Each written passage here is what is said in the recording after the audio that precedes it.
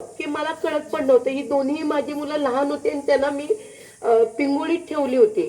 माझ्या वडिलांनी फक्त एवढं सांगितलं की तू भडगाव हायस्कूल आहे तिथे जा. मग मी घोडग्या गाडीत बसली होती आणि मी तिकीट विचारलं तर 5 रुपये तिकीट होतं. आता पुन्हा ते आमचं 10 रुपये झालं, मध्ये खूप झालं.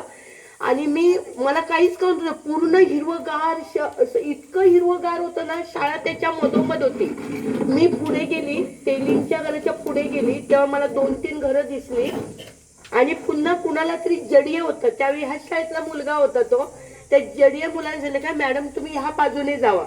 तर मी पुढे आली तर हे जंगल होतं, पाठीमागे चाळ होती.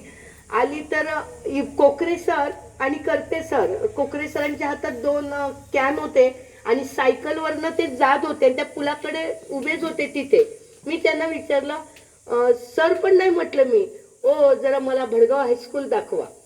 तर ते म्हणाले हेच ते भडगाव हायस्कूल. तर ते काय बोलले नाही. 2 वेळा मला म्हणजे जसेचा तसा प्रसंग 2 मिनिट सांगते.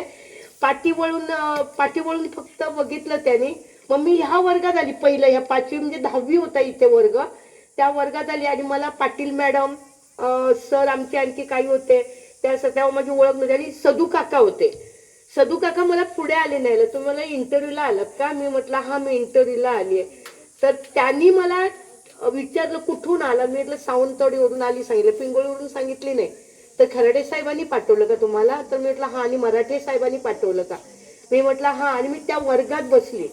वर्गात बसल्यानंतर मला ते असं वाटलं ना की मला ज्यावेळी बाळांनो मी नोकरीला लागली, माझी इंटरव्ह्यू घेतली आणि मला पहिला प्रश्न पाटील मॅडमने विचारले तुम्हाला पगार किती हवाय.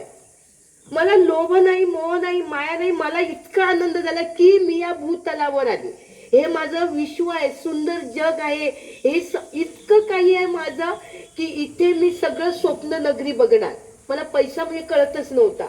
आणि त्यावेळी मला विचारलं तिथे बसलेले सगळे घाडी साहेब आमचे आज नाहीये ते कैलास साहेब, त्यांनी मला विचारलं तुला पगार किती हो. मी सहज म्हटलं किती म्हटलं असेल, मला 500 रुपये बस झाले. आजही माझं वाक्य ते हृदयात आहे की 500 रुपये तुला बस झाले, चला तुला 500 रुपये दिले. मला 500 म्हणजे 5-10 हजार वाटत होते. कारण मला पैसाचा मोह होता की मी कुठेतरी शाळेला लागली, मला मुलं भेटणार, मी कुठेतरी या विश्वातनं बाहेर आली आणि त्या आनंदात गेली. मला माहित नव्हतं. मी 500 बोलली. दुसऱ्या दिवशी शाळेत आली. पहिला वर्ग मी प्रसन्ना म्हणजे 6वीचा वर्ग होता. त्यावेळी प्रसन्ना 6वीला होता. 6वीच्या वर्गात गेली. लांबच्या लांब तो आता 8वी वर्ग आहे. त्या लांबच्याला 70 मुलं 60 मुलं त्या वर्गात. मी सगळ्यांच्यावर नजर फिरवली. पहिला मॅडम मला हिंदीच दिला होता. त्यानंतर प्रत्येक वर्गातनं फिरली. तिकडे 9वी होती, 7वी होती. ह्या वर्गात 5वी होती. म्हणजे असे वर्ग. त्या वर्गात आता 7वी बसते, त्या 8वी होती. 8वी होती त्या वर्गात. या वर्गात 5वी. आणि असे आम्ही येत असताना 6वीचा वर्ग 6वीच होता तिथे आणि तो वर्ग 9वीचा होता, वंजू सरांचा होता.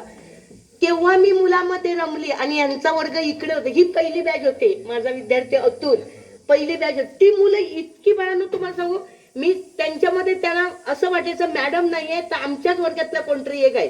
ती बॅच माझी 90 म्हणजे 1995 सालची जी पहिली बॅच होती ना, मला समजून घेत होती. हे दोघंही लावून त्या दोघांनाही म्हणजे माझ्या दोन्ही मुलांना ते असं काय पाहिजे म्हणजे इतकं मी त्या शाळेत रमली.